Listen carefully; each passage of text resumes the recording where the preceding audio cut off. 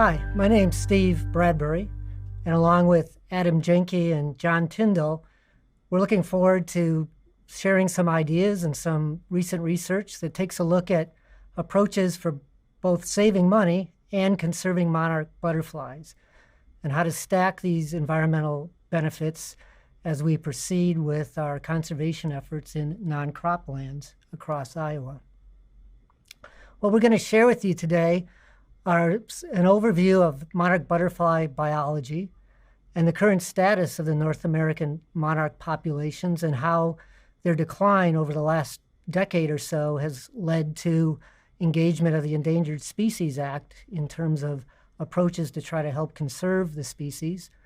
Then we're going to share some findings on how different kinds of habitat establishment practices can help not only save money, but also help the state of Iowa reach its monarch conservation targets. So let's spend a little bit of time talking about the monarch butterfly, its biology, its life cycle, and some of its unique migratory aspects. So the North American monarch butterfly population represents about 90% or accounts for 90% of the monarchs worldwide. And the North American monarch is unique in the animal kingdom in that it undertakes these dramatic migrations, and migrations that span 4 to 5 generations of monarchs. As you can see on the map, there are two subpopulations of the monarch butterfly in the United States, Mexico, Canada. One subpopulation migrates and resides, for the most part, in the western part of the United States, along the Pacific Ocean and up to the Rockies. The eastern population of the monarch butterfly migrates east of the Rocky Mountains. Now, what's interesting about the monarch is that this migration from Mexico up to southern Canada and then back to Mexico spans 4 to 5 generations in a year. And this is very unique. I think it's the only species, insect species, that has this type of migration. So let's go through the migration cycle. So we'll pretend it's right now, down in Mexico. It's late January, early February, and the monarchs down in Mexico have been overwintering since about Halloween. So they arrived in Mexico right around the end of October, early December, and they're going to stay in that overwintering grounds, a forest in that part of Mexico, until late winter, early spring. And then that generation is going to start heading north. And they're going to become reproductively active as they're heading north. And they'll be laying eggs along the Mexico-Texas border into Texas and parts of Oklahoma. Then those adults die after they mate and lay their eggs.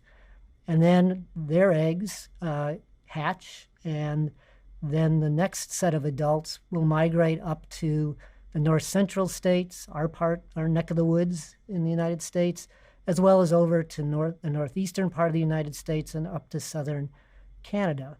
Now that second and third generation, which is up here in the upper Midwest, they don't migrate. So they're traversing about the Iowa landscapes in Wisconsin, Minnesota, Illinois.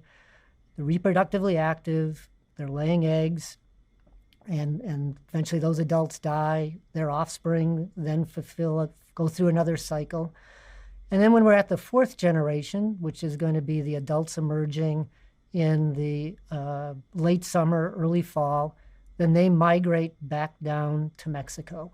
And as they're migrating back down to Mexico, they're no longer reproductively active. And there's been some physiological changes so that they can fly those long distances. So 4 to 5 generations in the course of a year, with that migration from Mexico up to the upper Midwest, southern Canada, and then back down to Mexico. So a very unique phenomenon in our whole world. So how long does a generation last? Well, the first stage is the egg stage, and the egg stage lasts 3 to 5 or so days. After the eggs hatch, then it's the larval stages, and there's 5 larval stages for the monarch, and That period of time is roughly up to a couple of weeks. Those fifth instars, or the last stage larvae, then pupate and form the chrysalis. And after about a week to 2 weeks, approximately, the adults emerge. And the adults will live between a couple of weeks to maybe a month. And those females and males will be moving around the landscapes of Iowa and the upper Midwest states, laying eggs and continuing the cycle.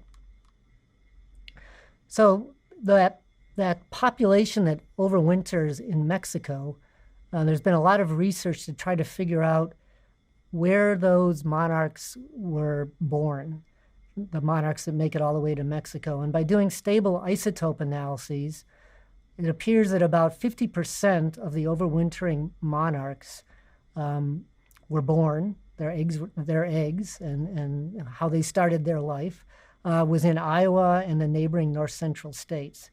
So the north central states are really critical for the overall population health of the eastern population of the North American monarchs, with 50 to actually 60% of those monarchs that are in the overwintering grounds coming from Iowa and neighboring states.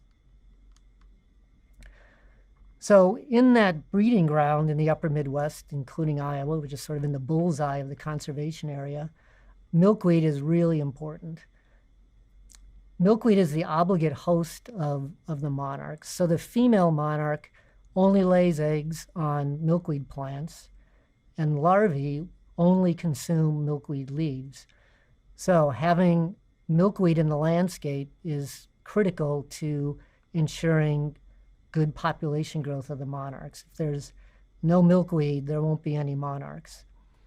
Now the females and the males, they don't eat the leaves, of course. They rely on nectar sources for their diet, and certainly they'll nectar on flowers of milkweed, but they'll also nectar on other forbs, blooming plants in the landscape. So the adults have a bit broader dietary resources, but for the larvae, it's milkweed and milkweed only. In Iowa, common milkweed is, just like the name suggests, common, and that's a really important species for the monarchs for laying eggs and for larval production. But in addition, in Iowa, butterfly milkweed, swamp milkweed are examples of other milkweed species that are fairly abundant across the landscape, and as Adam will discuss in a little bit, pretty common in seed mixes used to establish monarch breeding habitat. So milkweed in the upper Midwest, along with other nectaring resources for the adults, is critical to support the monarch population. So one really important question, of course, is how many monarchs are out there? How do we know what the status of the population is, and how do we track changes in the population as we put more habitat into the landscape to help with conservation efforts? Well, it's really tough to figure out how many monarchs are around Iowa and the upper Midwest by trying to get a census or a survey of their numbers during the breeding season up here in Iowa and neighboring states. And that's partly because habitat patches are scattered all across the landscape, so there's not one place to go to make estimates of the number of females or males that are out there. It's also pretty difficult to find them in these kinds of habitat scenarios. They're spread out all across the landscape. So what's difficult in terms of tracking monarchs up in our neck of the woods isn't the same down in Mexico. So when the monarchs are overwintering in Mexico, they're congregating in these Omeel fir forests in some mountains in the southern part of Mexico.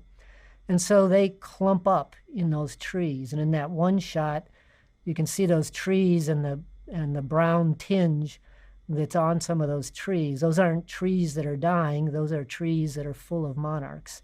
And in some of the other pictures, you can see how they clump up and then occasionally fly to streams to get some water to help with their lipid metabolism. So the fact that they clump so nicely in these trees creates an opportunity to have at least an indirect measure of the population status. By surveying these forests and estimating how much surface area of the forest is occupied by monarchs, we can come up with an indirect indicator or a metric of their population status. So tracking those forests in Mexico has been going on since the early 90s and up through today. And in fact, the data is being analyzed now to see how well the overwintering populations did this past winter. And so as you can see in the bar graph, where it's on the y-axis, it's the amount of hectares of forest canopy occupied by monarchs, and then on the x-axis, time, you can see the general decline in the monarch population. And it's had approximately an 80% decline over the last 2 to 3 decades.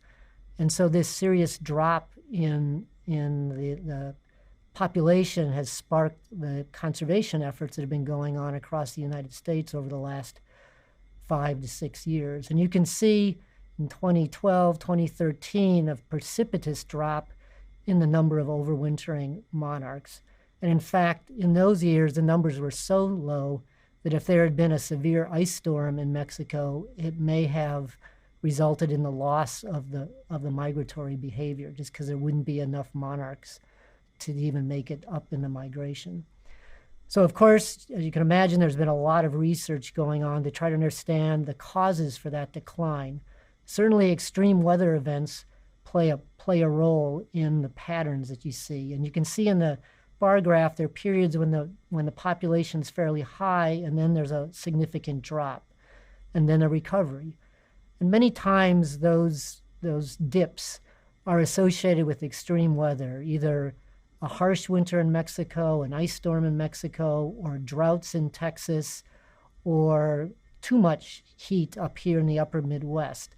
And that causes those fluctuations. But you also see that even though those fluctuations occur, the overall numbers are dropping over time, which then raises concern, because if a bad weather event happens too many years in a row, the numbers could really be too low. But some of the other causes that are associated with that general decline include deforestation in Mexico, so loss of overwintering habitat. However, over the last 10 to 15 years, the Mexican government has been doing a pretty outstanding job in protecting the forests, and they're patrolled, and the federal army in Mexico helps ensure that the forests are protected. So while still an issue and reforestation is going to be critical, at least the loss of habitat in Mexico has been curtailed. The other significant contribution to that habitat loss has to do with breeding in our part of the country, in the north central states. And the loss of milkweed and the loss of nectar sources are considered to be an important contributor to that decline, and by increasing habitat could also be a big driver to population recovery. So this chart is again a repeat, so you can see again the same pattern of the populations over time, but you also see that dashed line which has the label of conservation goal. And through a lot of analyses on those trends in population responses, changes in habitat condition in the north central states over the last 20, 25 years, an association has been established between the amount of milkweed habitat in the north central states and the overwintering population. And through those analyses, a goal has been established to reach a situation where we've got a stable monarch population. And that conservation goal is 6 hectares of occupied forest. And it means 6 hectares of occupied forest over a prolonged period of time. So basically, we want to get to the point where the average amount of forest canopy that's occupied by the monarchs to be 6 hectares. So you can see a year or two ago, we had an increase in the numbers, which was great, got up to 6 hectares. What we want to do is see those bars up around 6 hectares or higher over the long haul, over 10 to 20 years at a time. And so this loss of milkweed habitat in the upper Midwest is a focus on conservation efforts. And the current estimates to turn those numbers around to get up to 6 hectares of occupied forest involves getting 1.3 to 1.6 billion new milkweed stems into the north central landscape.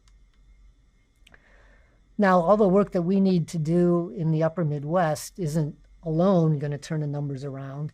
And so in this map of the United States, you can see where the U.S. Fish and Wildlife Service has identified different monarch conservation areas where different sets of conservation practices are going to be needed to sustain the population. And if we focus on the eastern population, you can see the north central states where that 1.3 billion stems need to be established over the next 20 years. And then you can also see the southern part of the flyway through Texas, Oklahoma, into Kansas, southern Missouri. And in those areas, the milkweed population's habitat is in pretty good shape, but what's really needed there is an increase in the amount of nectar plants to fuel the monarchs as they're heading back through Texas into Mexico. So that Fish and Wildlife Service map has some connections to the Endangered Species Act. And so right now, the monarch butterfly has been identified as a candidate species for listing under the Endangered Species Act. And back in 2014, when those numbers were really low, as you may recall from the bar graphs, there was a petition submitted to the U.S. Fish and Wildlife Service requesting that the service consider whether or not the monarch butterfly should be listed as a threatened species under the Endangered Species Act. And over the last several years, the Fish and Wildlife Service has been evaluating research ongoing in universities across North America, looking at different aspects of monarch butterfly behavior, habitat requirements, the effects of pesticides on monarchs, the relationships between habitat quality and characteristics and monarch recovery, to go through those analyses to determine whether or not the species should be listed, and if it should be listed, what are some of the conservation practices that are going to be critical to its recovery. As the Fish and Wildlife Service was pulling together that information, the NRCS, the Natural Resource Conservation Service, entered discussions with the Fish and Wildlife Service to ensure practices they were recommending for monarch conservation would be considered by the Fish and Wildlife Service, and to ensure that landowners working, implementing Farm Bill programs under NRCS would be assured of no additional regulatory requirements if the species was listed. And around that time, all the states in the mid part of America got together to come up with a conservation plan that spanned all the states in the north central part of the country. Same thing was going on out west with the western population. And during that time, there was also development of plans in Iowa, which I'll touch on in just a second. And right now, FSA, the part of USDA that implements the Conservation Reserve Program, is in discussions with Fish and Wildlife Service to ensure conservation practices they're putting forth for the monarchs are prepared in such a way that farmers doing those practices know they don't have to do any additional regulatory steps if the species is listed. So this past December, on December 15th, is when the Fish and Wildlife Service determined that yes, the species, the monarch species, is warranted for listing as either an endangered or threatened species under the Endangered Species Act. But because they have other species at greater risk ahead of the monarch, they won't make the final listing decision or issue the final listing decision until 2024. So some time for all of us to be working on conservation of the monarchs. So in fact, we can maybe get to the point where the Fish and Wildlife Service doesn't have to make a decision to list as we come up to 2024. So back in 2014, 2015, as those numbers were looking pretty grim down in Mexico, a lot of different partners in the state of Iowa came together and decided it was important for the state to take some leadership in monarch conservation. And the Iowa Monarch Conservation Consortium was formed and now has over 50 members spanning agricultural organizations and conservation groups, agribusiness, the energy industry, and with help from our state and federal agencies. And so this group has been together now for 5-6 years, working towards implementation of conservation practices in the Iowa landscape to help contribute to the recovery of the monarch. And the conservation goals are broad in that they want to ensure that a diversity of stakeholders come together, working together, especially with a focus on agricultural landscapes, but also urban and suburban landscapes, to ensure that the state comes together from all its different folks with different roles and responsibilities and interests to work together to enhance monarch butterfly conservation in the state and contribute along with our neighboring states into the recovery of the species. Back in 2018, the consortium put together a strategy for getting the habitat established in the state and developed habitat targets consistent with the plan for the Mid-America or North Central states. And you can see on this table the breakdown of acres or stems that need to be established in Iowa over the next 20 years so Iowa can reach its share of the overall goals for the North Central states. Thinking about billions of stems or hundreds of thousands of stems is at least hard for me to get my head wrapped around what that actually looks like. So what the consortium did was work to translate thousands of stems or hundreds of thousands of stems to acres with various assumptions about seeding rates and seed germination and maintenance practices. So on the left-hand side of the table, you get a sense of the different sectors, if you will, in the state and the range of goals of numbers of habitat to get established in the state to reach our conservation goals. And you can see that acres in the agricultural landscape are going to be really important, a real driver to the overall effort. But it really is an all hands on deck. Everybody from cities to agricultural landscapes and communities all have a role to play in helping with conservation. So this table breaks out the agricultural landscape into different land cover, land use categories. And as you can see in that table, and think about what that landscape looks like for those for poultry farms or CRP land or pastures, you kind of, in your mind, can kind of imagine what some of those opportunities are for establishing habitat. And certainly some aspects of conservation and CRP involves converting soybeans or corn into CRP, and maybe it's CP42, a pollinator habitat mix, which will help bees as well as monarchs. But there's not going to be a lot more of those kinds of acres available. And so as you take a look at those categories, a big effort is going to involve converting grass-dominated sites into monarch habitat. And that requires a slightly different set of practices for habitat establishment than what we do when we're going into corn or soybeans that have been in production for a number of years. And Adam's now going to spend some time describing what some of those practices are to convert grass-dominated sites into monarch habitat. And as we were doing this research, we not only refined the conservation practices, but working with John Tyndall, we also came to understand that converting some of these grass-dominated sites not only conserves monarchs, but it can also save you money. And Adam's going to walk through those habitat practices and the financial analyses that we did. Hi, my name is Adam Janke. I'm the Extension Wildlife Specialist here at Iowa State and Extension, and I'm going to build on the things that Steve just talked about, only now we're going to talk about how we put monarch butterfly habitat out on our farms. Steve did a nice job of setting up the challenge that's in front of us and the opportunities that we see for monarch butterfly habitat. And now I'm going to talk about some of the nuts and bolts and what we're learning about where and how we can establish monarch butterfly habitat, and maybe what it means for the financial picture on our farms. And so first, I want to just get us all on the same page with the goal or the task at hand. And that's here simply stated as these three goals, or three components of our goals. We need to have season-long nectar resources on our landscape, on our farms, from May to October. And that means we need to have flowering plants that the monarchs and other pollinators can find and take advantage of for the primary food source for the adult monarchs and a wide diversity of pollinators, of course.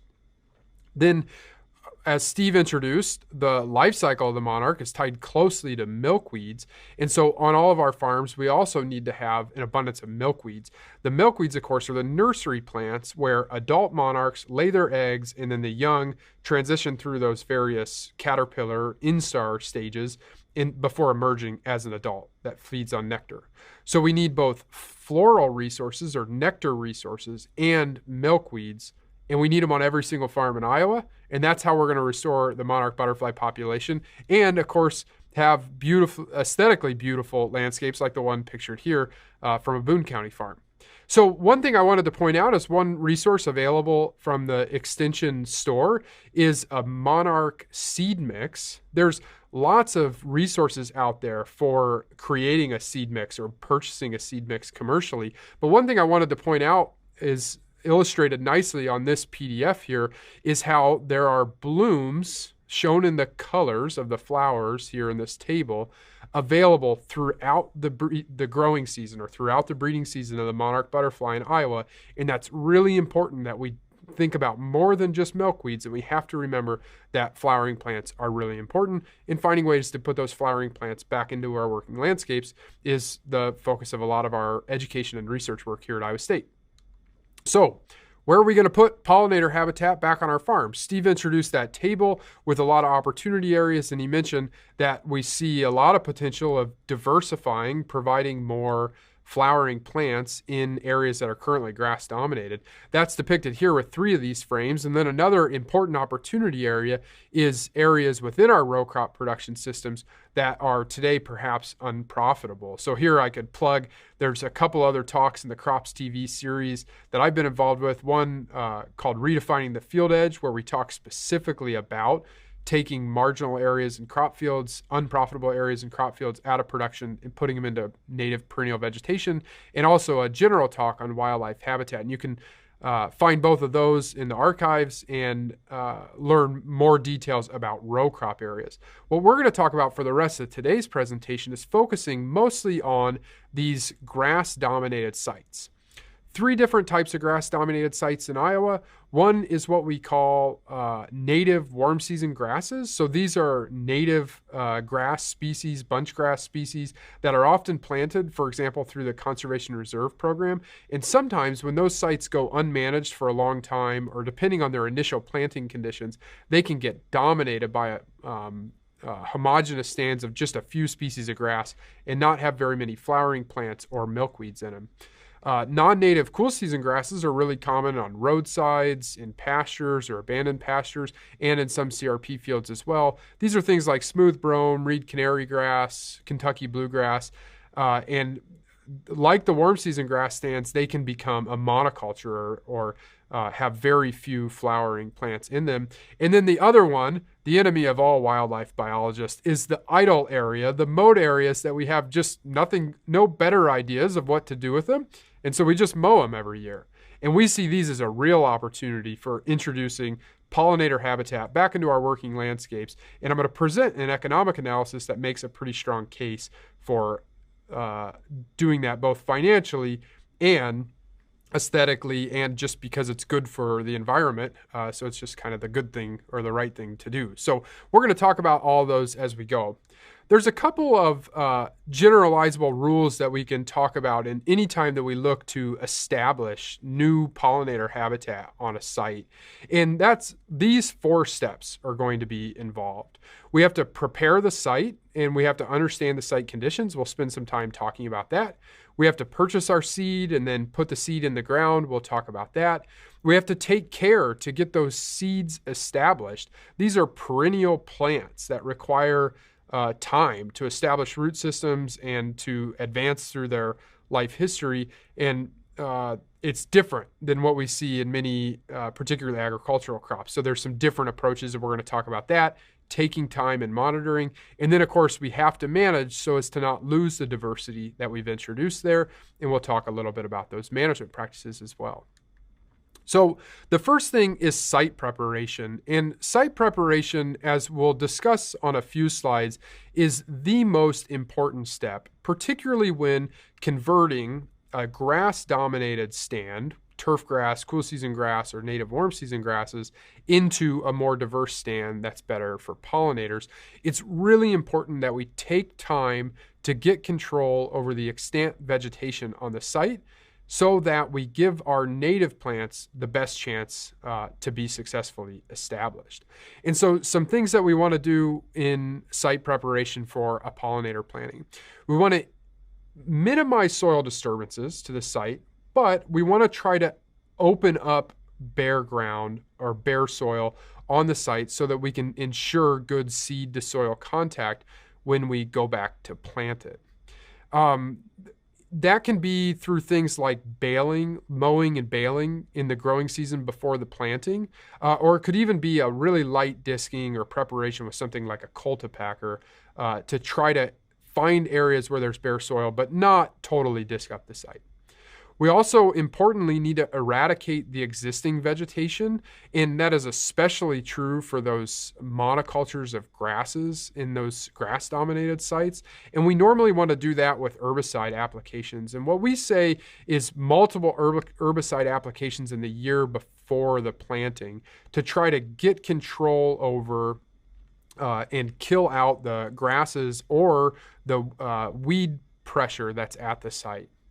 And so that's the last point, is to understand that potential weed pressure. If this is a weedy area in a pasture, or maybe it's even been a low-lying area in a crop field that just consistently fails and has a lot of weed pressure, that might create a real challenge for the habitat establishment, or the pollinator habitat, or the native seed establishment once we put the seed in the ground. And remember, as soon as we put that seed in the ground, we lose a lot of the tools that would have been otherwise in our tool belt. For example, because we're planting a diversity of grasses, sedges, and flowering plants, we can't really use any herbicides on a large scale on a site once the native seed is on the ground. And so we want to potentially use our herbicide to control the vegetation beforehand, deplete the weed pressure, and kill off the sod-forming grasses or the dense native grasses before we put the seed on the ground, and have to go into more sort of hand-to-hand combat with spot treatments and otherwise. So here below is a picture of a 2-year-old planting. This is still very young in pollinator planting age, but the picture on the left, it was in a corn and soybean field, so that would be a site that we have good weed control. We had good bare ground to plant into. There wasn't any sod-forming grasses to kill or anything like that. And the site on the right is 2 years after trying to establish pollinator habitat in non-native cool season grasses, where you can see there just wasn't very good control, and the pollinator plants, the diverse flowering plants that we put on the ground there, were not as successful in coming back. So a site like this needed some help. It could have been 3 to 4 herbicide applications in the growing season prior to the winter planting. Or in some of these sites, we even recommend taking them out of the perennial vegetation and putting them into row crops for 1 or 2 years, and then planting prairie following soybeans. One last year of soybeans creates a nice seed bed, and then you can plant your prairie into that. So there's lots of technical considerations to make here, and this site preparation step that we'll talk about a little bit more in the talk is really an important one to consider. Once you've done your site preparation, it's time to plant. And what we say of prairie is that we plant it the way Mother Nature intends, and that is to drop the seeds on the soil during the winter time for the most part. So imagine a prairie plant, or a prairie ecosystem, where the seeds grow up through the summer and through the growing season, and then they form a seed head, and then gradually during the winter time they blow off the seed head, or they're dispersed by animals or insects or others, and they settle on top of the snow or on top of the frozen soil, and gradually through a freeze-thaw cycle work their way into the ground. We say that's how Mother Nature plants them, and so that's what we generally recommend, is a non-growing season or dormant season planting into shallow snow or on top of frozen ground. either with a drill, like a specialized drill, like is pictured here, or even with a broadcast seeder that some people have had success with. This specialized drill here is often available through county conservation boards or local Pheasants Forever chapters that you could reach out to, or NRCS or soil and water conservation districts you could reach out to and try to find out if they have this specialized native grass and wildflower drill. These are created to ensure that the seed is not planted too deep into the ground and that it can also handle the fluffy, light seeds that some prairie plants have and the heavier, more stout seeds that other prairie plants have. So there's different boxes on this drill, and they get fed in slightly differently to ensure successful planting in a relatively homogeneous stand of the native seeds. And so, again, you could find local help with Iowa DNR, Soil and Water Conservation Districts, NRCS, Pheasants Forever, and others, and find access to one of these drills. Or, like I said, you can do dormant season broadcasting. The next step in the process of establishing pollinator habitat on a site is to take care to allow the seedlings to establish. In this scenario, what we often recommend is that you try to help the native perennials that you put into the pollinator mix by managing the annual plants that will grow up on the site in the first couple of years through mowing. And so a lot of research at the University of Northern Iowa's Tallgrass Prairie Center has clearly demonstrated the importance of mowing early on in the establishment of prairie and pollinator plantings. And this isn't like mowing like a yard. What we say is this is mowing 3 to 4 times a year, around 6 to 8 inches above the ground. You're not trying to hit the establishing seedlings of the native perennial plants, but you're trying to take off the biomass of the annual plants that are growing above those small seedlings. And so here's what that looks like from some slides from the Tallgrass Prairie Center. And on the right, you can see the really robust growth of the native prairie plants in the mowed plot and the really weak growth of the native prairie plants in the unmowed plot because they're just not getting as much sunlight through competition with the annual plants. What we say of native perennial plants of all types, trees and prairie plants and grasses, is that they grow down in their first year and annual plants grow up. And so annual plants, because they're only growing for 1 year, will just invest all their energy to above ground biomass. And in that way can really quickly outcompete a perennial plant that's playing the long game in trying to establish a root system below the ground to try to ensure its long-term survival through periods of drought and flood and others. So we want to help these perennial plants get established by trying to minimize that above ground competition through occasional mowing in the first year and also occasional mowing and spot treatment in subsequent years. And so here again is just another picture from the Tallgrass Prairie Center of a few years later, and you can see that the plot on the left that was mowed during the first year establishment is doing much better than the plot on the right, where the annual weeds kind of prevailed and maybe outcompeted the establishment of the perennial plants. The final step, the fourth and final step, is maintenance. These areas, although they certainly require less maintenance than many other areas on our farms, like turf grass areas, they do require occasional disturbances. These tallgrass prairie ecosystems that pollinator plots mimic were, of course, regularly grazed, and many plants are adapted to grazing and also adapted to fire. And so active management of these plots through, for example, occasional prescribed fire once every 4 years or so can be really important in maintaining the diversity of all the flowering plants that you put into your seed mix at the start. And so we encourage people to figure out a way to use prescribed fire, work with local rural fire departments, or again, collaborate with county conservation boards or Iowa Department of Natural Resources to get this occasional disturbance into your pollinator habitat and to ensure that it maintains diversity. If you put your pollinator habitat around a building or other places where you don't feel comfortable or it's not safe to use prescribed fire, other sources of disturbance like occasional mowing and baling or grazing could also be effective, and even light disking can be an effective strategy. The Monarch Conservation Consortium that Steve introduced, and we'll talk some more about to wrap up the talk, has done a lot of work around the state just sort of evaluating these types of practices in establishing demonstration or pollinator habitat patches around the state. And that's what's pictured there on that map on the right. And you can see on the figure on the left that they've had variable success in establishment. This stuff is not a recipe and for sure to yield a successful picture. There's a lot of limitations that or challenges that are presented by different sites and different growing conditions and seeding conditions and other things. So this isn't a sure bet to be successful in establishing pollinator habitat every year. But if you follow those 4 steps that we mentioned, we think it's going to increase your probability of success.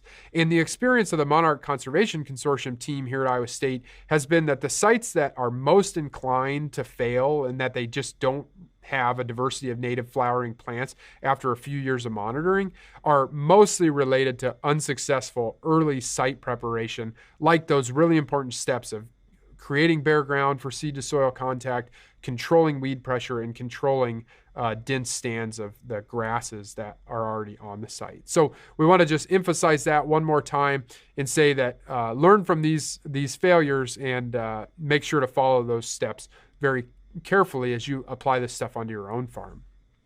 So this is just one last slide to just sort of reiterate this. I'm not going to spend any more time on these site preparation steps, but know that there's some guidance out there from NRCS and other places, and you can find that on the Monarch Conservation Consortium website and also our Natural Resources Extension website. So the last thing that we wanted to talk about is making sort of an economic case for pollinator habitat. We get a lot of questions about, well, how much does it cost? And what are the upfront costs versus the long-term costs of pollinator habitat? And we're trying to understand this. And so we collaborated, Steve and I and John Tyndall, an economist here at Iowa State, collaborated to try to pencil out what the cost of pollinator habitat establishment and management is and compare it to one of the primary targets of our education efforts, turf grass, as an alternative management strategy. So we wanted to directly compare annual expenses in pollinator habitat versus turf grass areas on our farms. And so this slide here shows you our thinking in how much pollinator habitat costs per acre. And you can see the steps that I just talked about, the 4 steps that I just talked about in establishment and management of pollinator habitat are shown here and accounted for their various expenses. And this is extrapolated over a 10-year period. We're imagining you would establish pollinator habitat in an area, for example, that today is a yard, like a large turf grass area on a farm or around an agricultural building in a rural landscape, and manage it for 10 years in that way. And so early on, there's going to be more expenses for sure. We've got to get control over the existing vegetation and weed pressure and all the other steps associated with site preparation.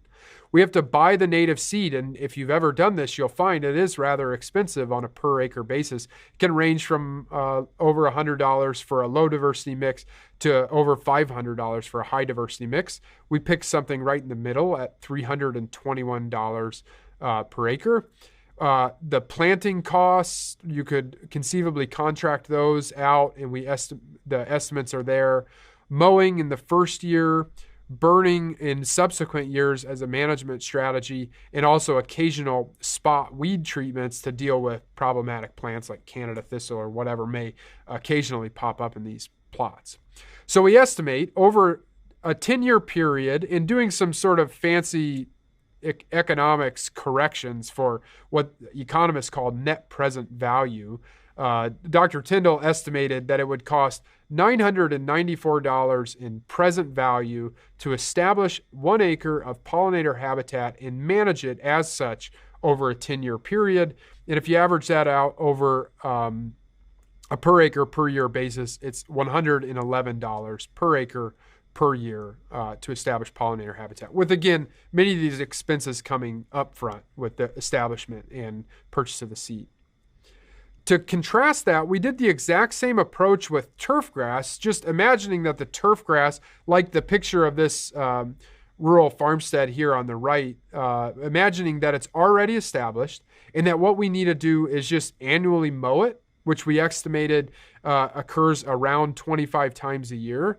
We need to annually apply a fertilizer and control weeds as just sort of a typical management following extension guidelines and others on managing turf grass.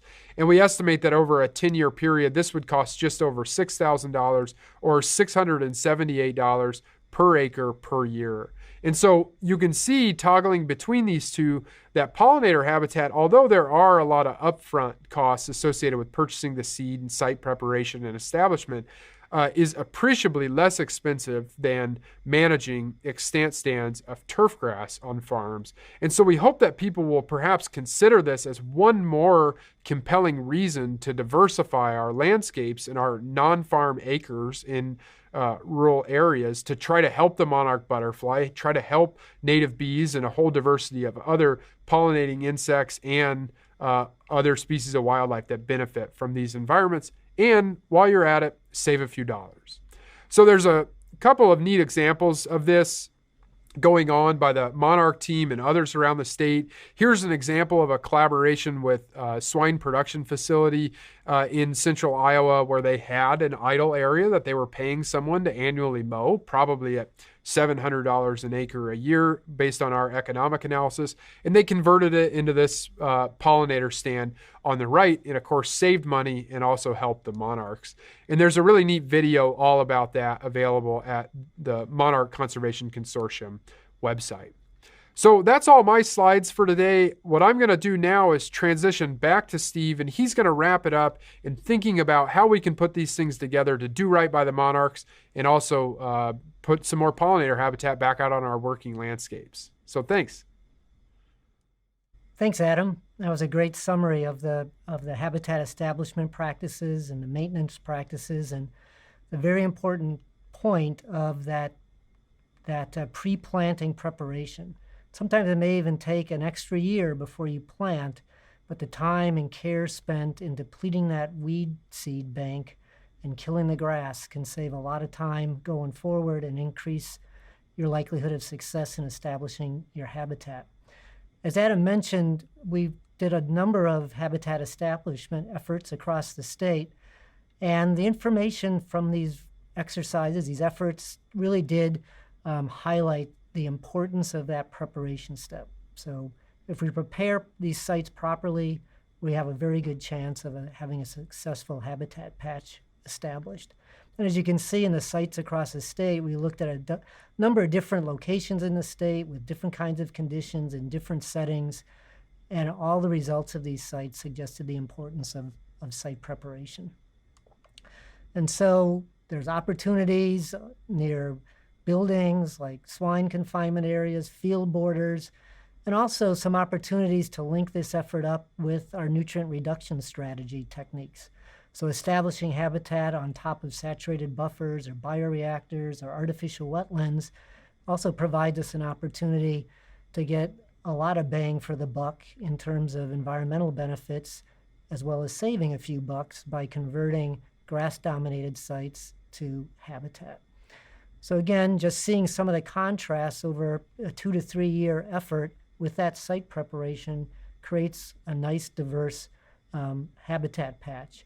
And these habitat patches aren't not only beneficial to monarchs, and our research established increased monarch utilization in these sites, but we also tracked native bees and honeybees using these sites, and you definitely get a lot of biodiversity and other pollinators in these sites. So we're getting not only monarch benefits, but we're getting other pollinator benefits and saving a few bucks, and also seeing a lot of bird activity in these sites as well. And so finding pheasants and other nesting birds that are nesting in these habitat patches.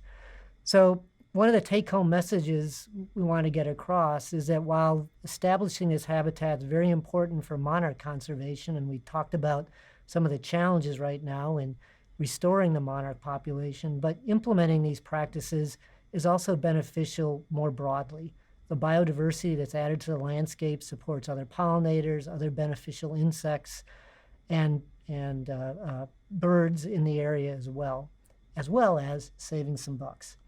So on our website and in the extension store, you can get copies of our reports describing these efforts of establishing habitat in grass-dominated sites, establishing habitat over saturated buffers, and near hog confinement facilities. And so these documents provide some more detailed information as well as links to other resources to help in your planning. Now, as Adam mentioned, on the natural resource websites and the Monarch websites, we have links to resources within your county where there may be Pheasants Forever or NRCS or U.S. Fish and Wildlife Service folks that are ready to help, as well as some broader information that's available on our sites and the means to contact Adam or myself to provide any advice. So thanks everyone for watching our video, and good luck in establishing your monarch habitat.